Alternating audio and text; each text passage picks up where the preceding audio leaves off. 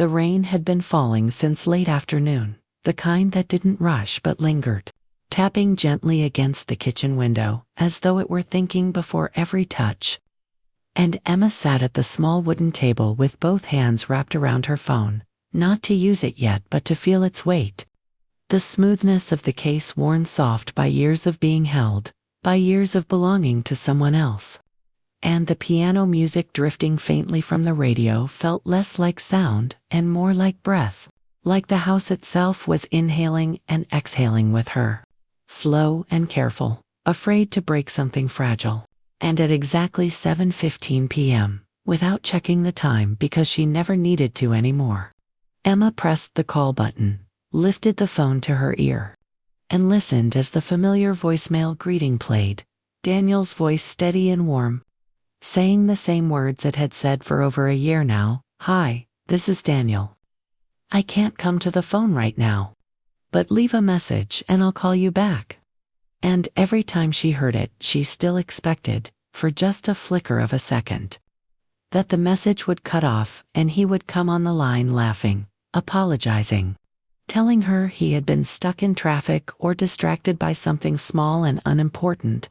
And when the beep sounded, Emma closed her eyes, letting her forehead rest against the cool edge of the table, and spoke softly as if he were in the next room, as if he might hear her if she didn't raise her voice too much. "I just wanted to tell you the roses bloomed today. The red ones, the ones you said needed more sun. You were right, they always do better when you move them closer to the fence." And when she hung up, she didn't rush to stand or clean or distract herself. She just stayed there, listening to the rain, letting the quiet stretch until it felt almost like company.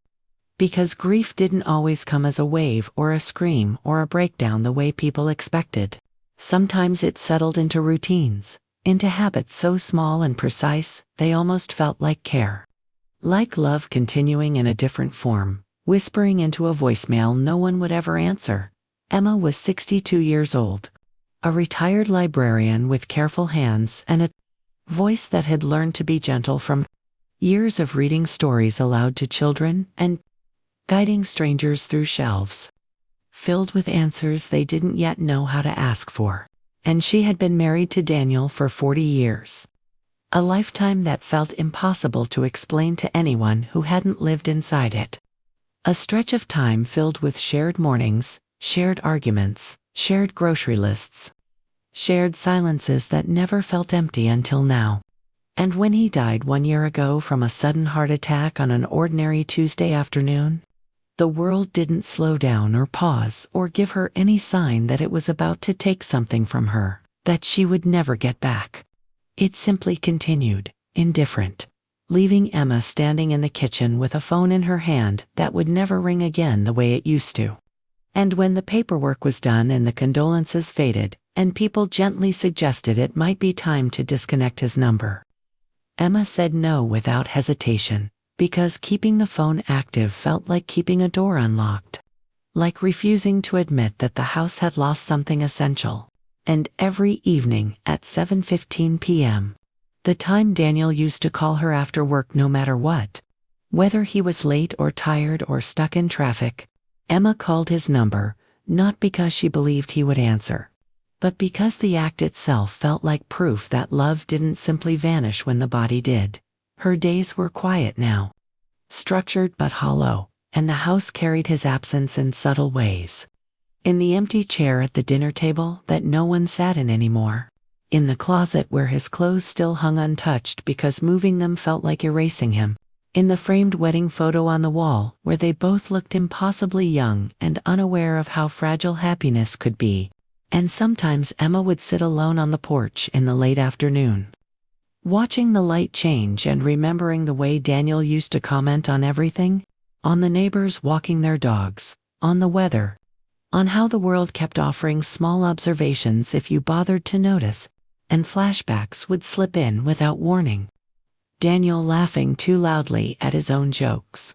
The two of them dancing in the kitchen, two songs neither of them actually liked, but both pretended to enjoy. Their small arguments about silly things like how much salt to put in the soup, or whether the windows should stay open at night. and his voice echoing in her memory, light but sincere, promising her, "I'll always pick up when you call." A promise he had never broken until the day his heart stopped. That night, like every other night, Emma left another voicemail. Her voice steady but tired. "I made your soup today, too much salt. You'd complain and then eat it anyway." And she smiled through tears that came without asking permission. Tears that had learned the path down her face so well they no longer surprised her. And afterward, she cleaned the kitchen slowly, deliberately, because rushing felt wrong, because the quiet demanded respect. And as she moved through the house, she spoke to him in her head, narrating small details the way she used to, telling him about a book she had finished or a memory that had surfaced unexpectedly. And when she finally went to bed, she placed her phone on the nightstand exactly where his used to be, close enough that she could reach it without looking, just in case.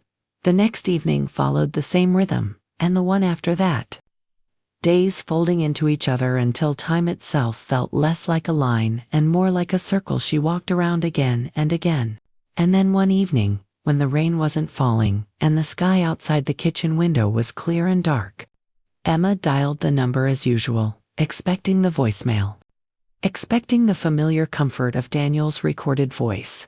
But instead there was silence, a brief pause that felt wrong immediately, like stepping onto a stair that wasn't there. And then a sound came through the line that didn't belong to the past. A breath, a shift, and finally a man's voice, uncertain and confused, saying, "Hello." And Emma froze, her body reacting before her mind caught up, her heart pounding so hard she could hear it in her ears. And she pulled the phone away slightly as if that might help her understand what was happening. "I'm sorry," she said quickly, panic rising. "I think I dialed the wrong number." And for a moment she hoped he would hang up, hoped the world would reset itself. But instead he stayed on the line and said, carefully, "You've been calling this number for weeks." And the air seemed to leave Emma's lungs all at once, her fingers tightening around the phone, her thoughts scrambling. "I didn't want to say anything," the man continued, his voice not unkind, just cautious. "But I've heard your messages." And Emma felt exposed in a way she hadn't felt since the day Daniel died. Like someone had opened a drawer she kept locked, and she whispered, shaken, "That number belonged to my husband." And there was a pause on the line, a silence that felt heavy but respectful, before the man replied gently, "It belongs to me now."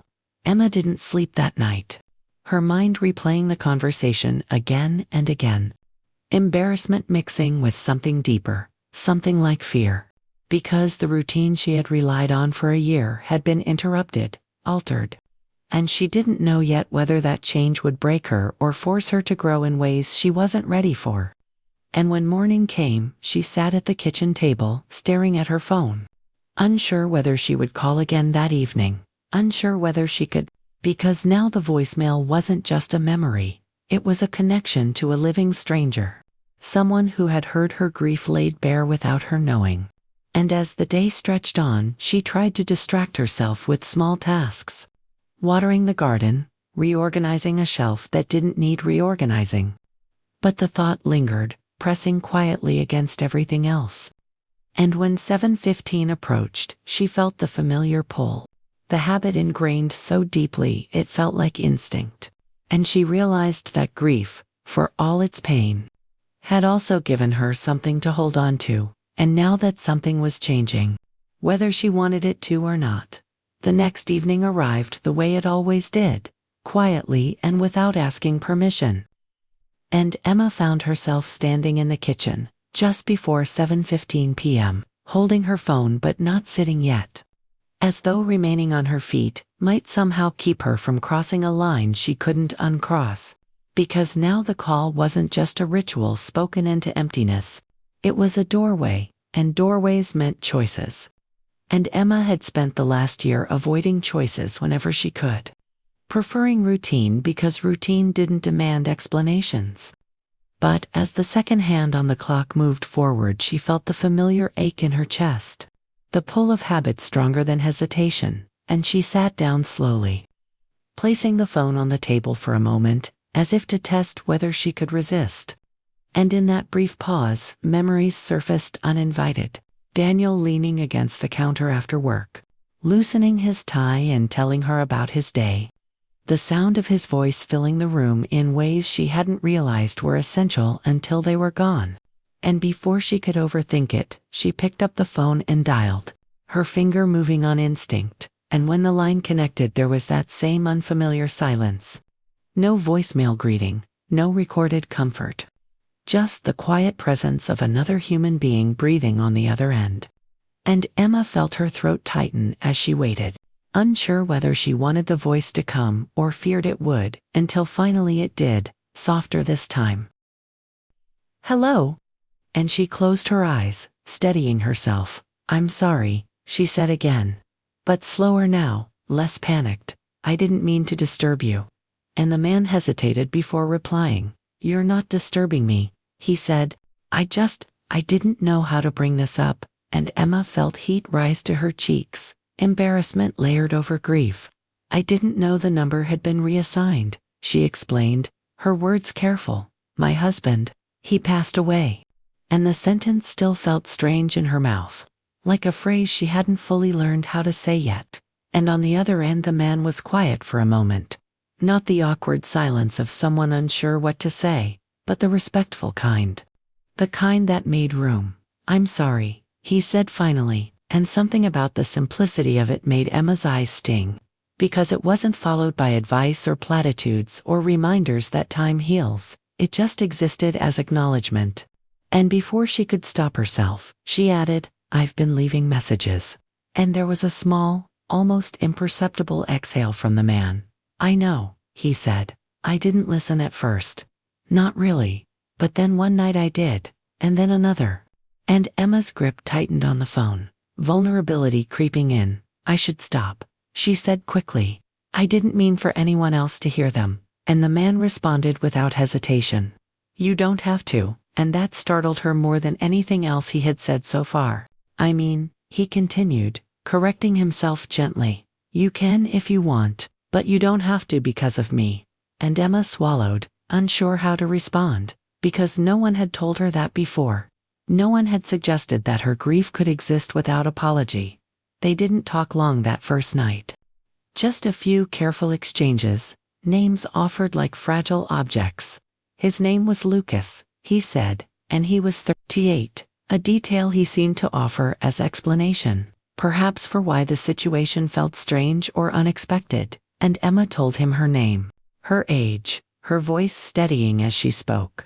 And when they said goodbye, it wasn't with any promise or expectation.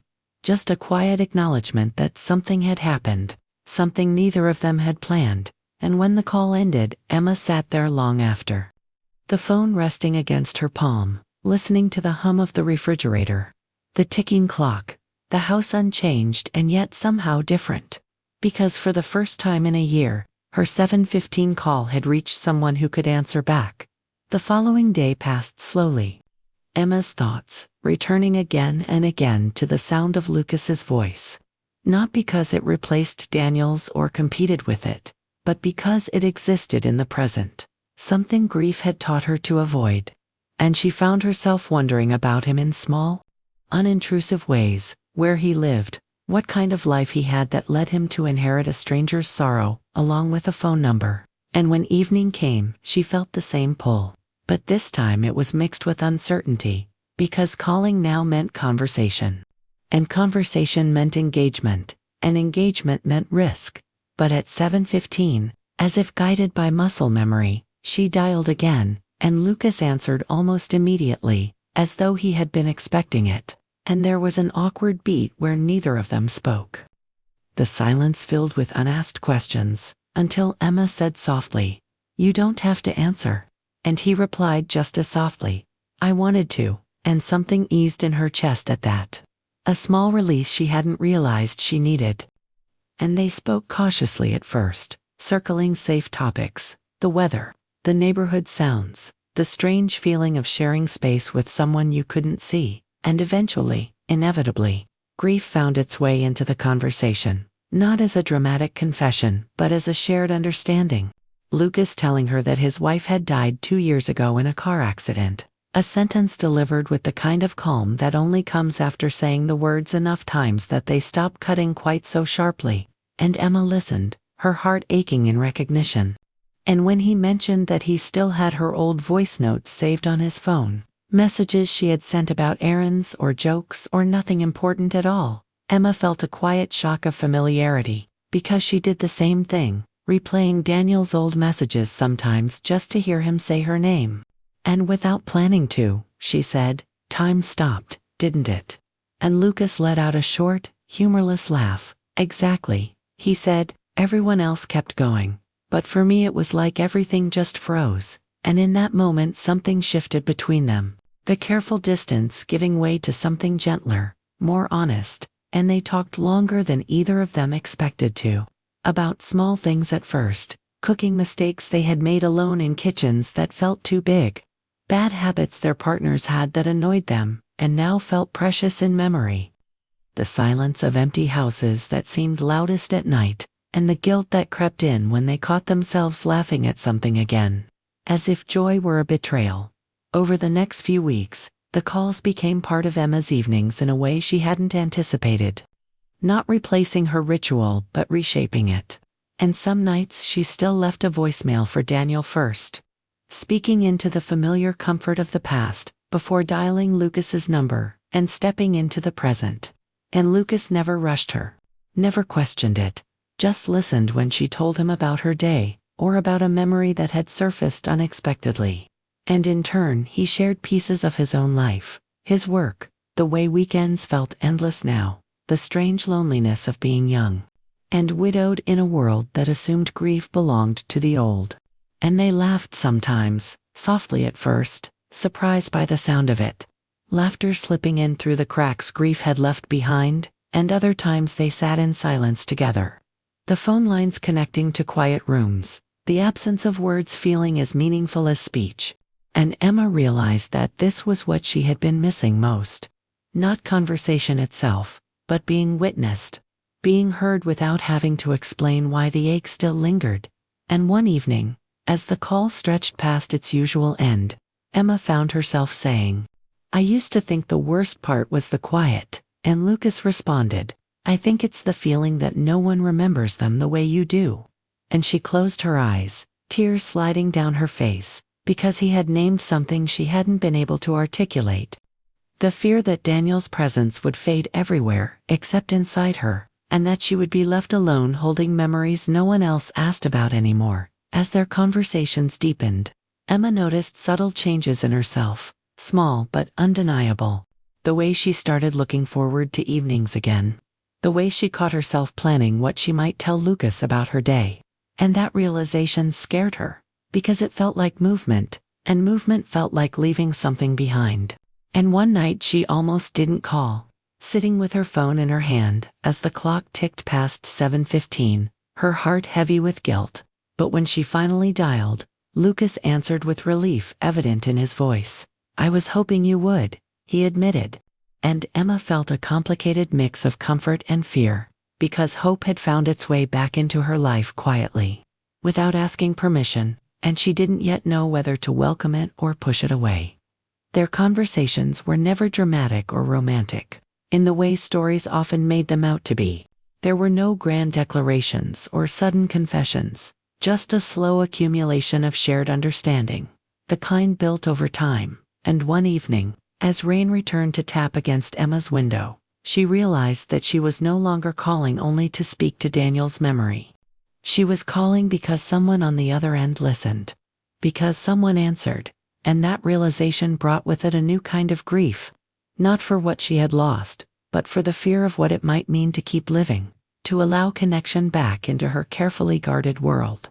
And as she hung up that night, her heart heavy but strangely lighter too, Emma understood that grief was changing shape again, no longer just a solitary ritual, but something shared, something spoken aloud, and she didn't yet know where that path would lead. Only that she was already walking it, as weeks slipped quietly into months. The calls between Emma and Lucas settled into something that no longer felt accidental or borrowed, but carefully grown, like a fragile plant tended with patience and restraint. And Emma noticed how her days began to organize themselves around the evenings again, not with urgency but with anticipation. A subtle shift that both comforted and unsettled her, because anticipation was something she had learned to live without. And now it had returned, wearing a different face. And each call unfolded slowly, often beginning with ordinary details: what she cooked, a book she reread for the comfort of familiar words, the way the light moved through her living room in the late afternoon, and Lucas would listen, sometimes offering a quiet response, sometimes simply breathing on the other end of the line. And Emma realized that being heard did not always require advice or solutions. Sometimes it was enough to know that someone stayed, that someone didn't rush to fill the silence or escape it. And Lucas seemed to understand that instinctively. Perhaps because he lived inside the same kind of quiet himself. They began sharing their stories, not as rehearsed summaries, but as scattered memories that surfaced when the mind felt safe enough to release them. Emma talking about her 40-year marriage not as a single, monumental love story, but as 1,000 small moments that added up to something unbreakable. The way Daniel used to bring her tea without asking when she stayed up late reading. The way he hummed off-key while fixing things around the house. The arguments they had over nothing important at all. And Lucas would laugh softly at some of these, not because they were funny, but because they were alive. Because they painted a picture of a man he had never met but felt like he knew now. And in return, Lucas spoke of his wife, of their 5 years together that felt both impossibly brief and endlessly full. Of the way she used to leave voice notes for him throughout the day, narrating her thoughts as if the world were a shared journal. And Emma listened with the same attention she once gave to patrons at the library, leaning into every word, because she understood the importance of being remembered aloud, of having someone else hold your memories with care. Time, for both of them, had taken on a strange quality since their losses, stretching and compressing in ways that defied logic, and they talked about that too. About how grief made yesterday feel closer than this morning. How certain dates felt heavier for no apparent reason. How the body remembered even when the mind tried to move forward. And one night Emma admitted something she had never said out loud before. Sometimes I feel guilty for the days that don't hurt as much. And Lucas didn't hesitate before responding. Me too. His voice steady. It feels like if the pain fades, they fade with it. And Emma closed her eyes, relief washing over her. Because naming that fear aloud made it feel less shameful, less isolating. And she realized that this was what connection looked like now. Not the absence of grief, but the sharing of it. The recognition that love and loss could coexist without canceling each other out. Their conversations stretched later into the night, no longer bound strictly to the 7:15 ritual. And Emma found herself smiling more often, catching herself in moments of ease that felt unfamiliar, and those moments scared her, because ease felt like a betrayal. And one evening she voiced that fear to Lucas, her words careful and hesitant. Do you ever feel like laughing again means you're forgetting them? And Lucas was quiet for a long moment before answering. I used to, he said. But then I realized forgetting would mean they didn't matter anymore. And they always will. And something in his tone made Emma believe him. Not because it erased her guilt, but because it reframed it. And she sat with that thought long after the call ended, letting it settle into her bones. As the weeks passed, Emma's daughter began to notice the change, the way her mother seemed less withdrawn, the way the house felt a little less heavy. And one afternoon, during a visit that started with casual conversation and ended with tension, her daughter asked, gently at first, and then more directly, "Who have you been talking to every night?" And Emma hesitated, caught between honesty and fear of judgment. And finally she told her, explaining the reassigned number, the calls, the shared grief. And her daughter's expression tightened, concern overtaking curiosity. You're talking to a stranger who had Dad's phone? She asked, incredulous. And Emma felt shame rise quickly, hot and unexpected. because hearing it framed that way made the situation sound reckless. Wrong, and she struggled to explain, her voice soft but firm. "He's not a replacement," she said. "He's just someone who listens." And her daughter sighed. Worry etched into her face. "I just don't want you to get hurt," she said. And Emma nodded, because that fear lived inside her too. And after her daughter left, the house felt heavier again. The quiet tinged with doubt, and Emma wondered if she had crossed a line she hadn't meant to cross. Lucas faced his own version of that pressure. Friends urging him to move on, to date, to stop living in the past. Their words well-meaning but hollow. And he shared these conversations with Emma, frustration evident in his voice. "They think healing means replacing," he said. "Like love is a vacancy that needs filling," and Emma understood that deeply. The way people rushed grief as if it were a problem to be solved, rather than a landscape to learn how to live in. And she told him about her daughter's concerns, her own uncertainty, and they sat in that shared discomfort together. Neither trying to fix it, just acknowledging it as part of the process. One night, after a particularly emotional conversation, Emma decided not to call the next evening, telling herself she needed space. That she needed to prove to herself that she wasn't dependent, that she could still sit with her grief alone if she had to. And at 7:15 she placed her phone face down on the table and waited. The minutes stretching uncomfortably, the silence louder than usual, and she imagined Lucas on the other end, wondering, waiting. And that thought filled her with a complicated ache, because she realized that absence now went both ways. And when the evening passed without a call, she felt a strange mix of relief and sadness. And she slept poorly, her mind restless, and the next night, unable to bear it, she called again, her voice trembling slightly when Lucas answered. "I thought if I stopped calling, it would mean I was letting him go," she admitted. The words heavy with fear, and Lucas replied gently, "Maybe it just means you're learning to live." And there was a pause. The kind that felt full rather than empty, and then, unexpectedly, Emma laughed. A real laugh that surprised her as much as it did him. The sound breaking through the heaviness like light through clouds, and she covered her mouth instinctively, tears streaming down her face. Because she hadn't laughed like that in a year. And Lucas laughed too, softly, in shared amazement. And in that moment Emma understood that grief did not have a single direction, that moving forward did not erase the past.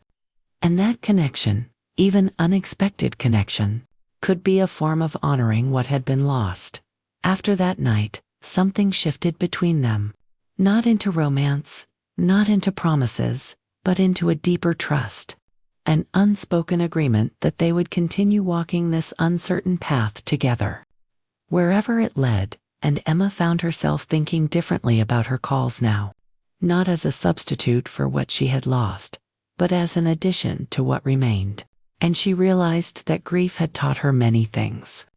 But perhaps its hardest lesson was this, that love, in all its forms, asked for courage, even when your heart was tired.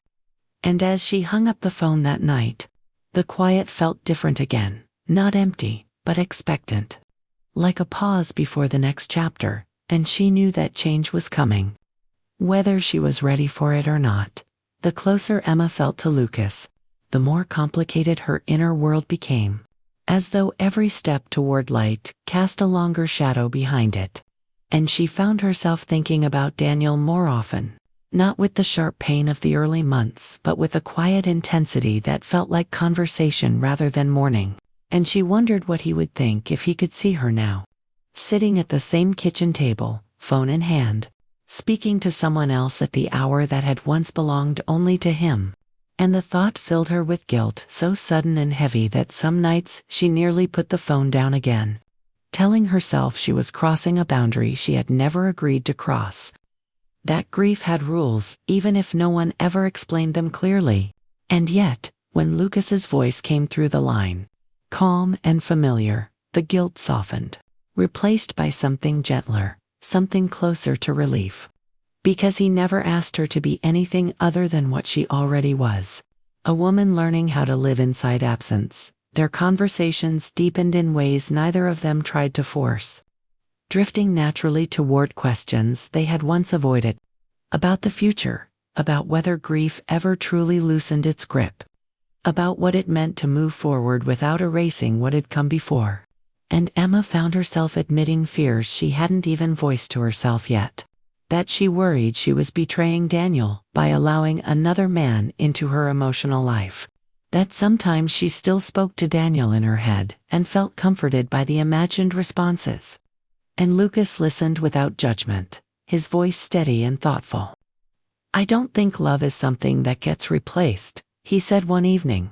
"I think it expands, even when we're afraid of it." And Emma sat quietly with that idea, turning it over like a fragile object, unsure whether she could believe it yet, but grateful that someone had named it.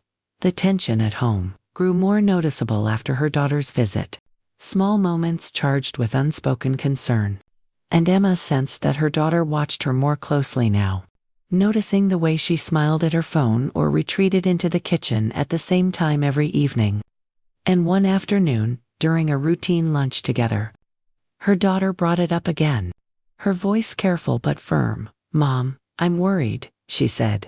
And Emma felt a familiar defensiveness rise, tempered by exhaustion. "I know," she replied, "but you don't have to protect me from everything." And her daughter sighed, frustration and love tangled together. "I just don't want you to lose yourself," she said. And Emma wanted to laugh at that, gently, because losing herself was exactly what grief had already done. And what she was doing now, slowly and imperfectly, was finding pieces of herself again. And after her daughter left, Emma stood alone in the kitchen, staring at the spot where Daniel used to lean, and whispered, "I'm trying," not sure who she was saying it to.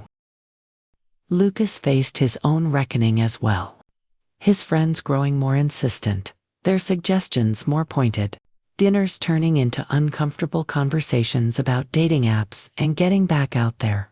And Lucas shared his frustration with Emma, the way their words made him feel unseen, as though his grief were an inconvenience.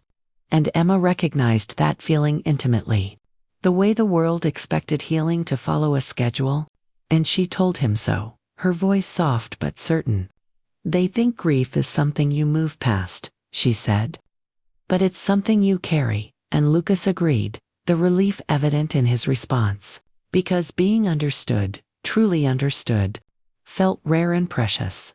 One evening, after a long conversation that wandered through memories and fears alike, Emma realized she had been talking for hours without noticing the time, and the awareness startled her, because it meant she had been present, fully present, without the constant pull backward.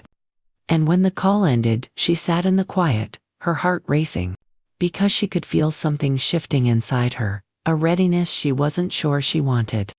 And that night she dreamed of Daniel for the first time in months, not as he had been in the hospital or in her memories of loss, but as he was in life, laughing, relaxed, and when she woke she felt an unexpected sense of calm, as though some part of her had been given permission to keep going. The idea of meeting Lucas in person surfaced gradually, not as a plan, but as a possibility, hovering at the edges of their conversations. And the first time it was mentioned, Emma felt a jolt of fear so strong she nearly dismissed it outright. Because meeting would make everything real, tangible, no longer safely contained within phone lines and shared silence. And when Lucas finally said it aloud, gently, without pressure, "Do you ever think about meeting?" Emma's heart pounded, and she didn't answer right away, her mind racing through imagined outcomes, disappointment, discomfort, the risk of breaking something fragile. And she admitted as much, her voice trembling slightly. "I'm afraid," and Lucas responded simply, "Me too," and that honesty steadied her more than reassurance ever could. Because fear shared felt lighter, they didn't decide right away, letting the idea sit between them, examined from different angles. And Emma found herself thinking about it during the day, imagining Lucas's face, wondering whether seeing him would change the connection they had built so carefully. And one evening, after a particularly heavy day filled with memories that left her raw. Emma didn't call, telling herself she needed time to sort through her feelings. And Lucas waited, the silence stretching uncomfortably. And when she called the following night, her voice was unsteady. "I needed to make sure I wasn't calling you to avoid my grief," she admitted. And Lucas listened, then replied, "And what did you find?" And Emma took a deep breath. "That grief isn't something I can avoid. No matter who I talk to," she said, "but talking to you makes it feel less lonely." And there was a pause, thick with emotion, before Lucas said quietly, "I feel the same." And in that moment the decision felt less like a leap and more like a step. They chose a small cafe, neutral and ordinary, a place that didn't carry the weight of memory for either of them. And as the date approached, Emma's nerves grew sharper, her mind swinging between excitement and doubt. And she cleaned the house restlessly, then stopped, realizing that the meeting wasn't about replacing anything at home. And on the morning of the meeting she stood in front of the mirror longer than she had in months, not trying to look younger or different, just wanting to feel like herself. And as she left the house, she paused at the door, her hand resting briefly on the frame. A silent acknowledgement of everything that had brought her to this moment. The walk to the cafe felt surreal. The world moving around her as it always had, unaware that something significant was unfolding quietly in one woman's life. And when she arrived, she chose a table near the window, her hands folded tightly around a cup of tea she hadn't yet tasted. And every time the door opened, her heart jumped, until finally Lucas walked in. His presence immediately recognizable even though she had never seen him before. Not because of how he looked, but because of the way the air seemed to settle when he entered. And for a moment, they simply looked at each other. Two strangers connected by shared loss and countless unseen conversations. And Emma felt tears prick her eyes, not from sadness, but from recognition. And when he approached the table, there was no dramatic music, no cinematic pause, just quiet, and he smiled, tentative and warm, and said her name, and hearing it spoken aloud by him felt like crossing a threshold she hadn't known existed. They sat across from each other in the cafe, the space between them small and ordinary, yet charged with everything that had led them there. And for a moment neither of them spoke, not because there was nothing to say, but because there was so much that words felt clumsy. And Emma noticed the way Lucas held his cup, both hands wrapped around it as if grounding himself, and she wondered if he noticed the way her fingers trembled slightly, despite her effort to keep them still. And finally Lucas smiled, a soft, uncertain smile that carried recognition rather than expectation. "It's strange," he said quietly, "hearing your voice without the phone between us." And Emma let out a breath she hadn't realized she'd been holding. Nodding, "I was just thinking the same thing," she replied, her voice steadier than she felt, and they shared a small, nervous laugh, the kind that eased tension rather than erased it. And in that moment Emma understood that this meeting wasn't about romance or answers or new beginnings defined by someone else's timeline. It was simply about presence, about acknowledging something real that had grown in the quiet. They talked slowly, carefully, allowing the conversation to unfold without rushing it. And Emma found herself observing details she hadn't imagined before. The kindness in Lucas's eyes, the faint lines of exhaustion etched there, the way he listened with his whole body, leaning forward slightly, as though every word mattered. And Lucas noticed her too, the grace in her movements, the strength beneath her gentleness, the way her expressions shifted when she spoke about Daniel. Grief and love intertwined rather than separated. And they spoke of simple things at first, the cafe's quiet atmosphere, the comfort of daylight compared to their usual nighttime calls, and gradually, naturally, the conversation turned inward, to the connection they shared, and Emma said softly, "I used to call to hold on to him," her fingers tracing the edge of her cup. And Lucas met her gaze, understanding evident. "And now?" he asked, not demanding an answer but offering space. And Emma felt something settle inside her, a truth she had been circling for weeks, finally landing. "Now I call because someone answers," she said, her voice steady and sure, and Lucas nodded, not triumphant, not possessive, just present, and that response felt like respect, like care. They didn't stay long, neither of them ready to stretch the moment too far. And when they stood to leave, there was a brief, awkward pause before they hugged, the embrace gentle and brief, carrying gratitude rather than promise, and as Emma walked home, the world felt subtly altered. Not brighter in a dramatic way, but softer, as if the edges had smoothed, and she realized that the meeting hadn't taken anything away from her past. It had simply added a layer to her present. And, that night, for the first time in a year, she didn't feel the same weight pressing on her chest as she unlocked her door. She returned to her kitchen table, the familiar space holding both memory and change, and she sat down with her phone in her hand, the ritual calling to her one last time, and she dialed Daniel's number, listening as it rang, her heart steady, and before the voicemail could play, she ended the call, her thumb hovering over the screen, and with a deep breath, she deleted the contact. Tears streaming down her face, not from panic or loss, but from release, because this act wasn't erasure. It was acknowledgement, and she whispered, "Thank you," not sure whether she was speaking to Daniel, to herself, or to the years they had shared. And in that moment she felt a quiet peace settle over her, the kind that didn't demand understanding, only acceptance. The next morning dawned gently, sunlight filtering through the window. And Emma moved through her routine with a calm she hadn't felt in a long time. And later that afternoon she walked back to the cafe, not with urgency or expectation, but with intention. And Lucas was there, waiting, a small smile spreading across his face when he saw her.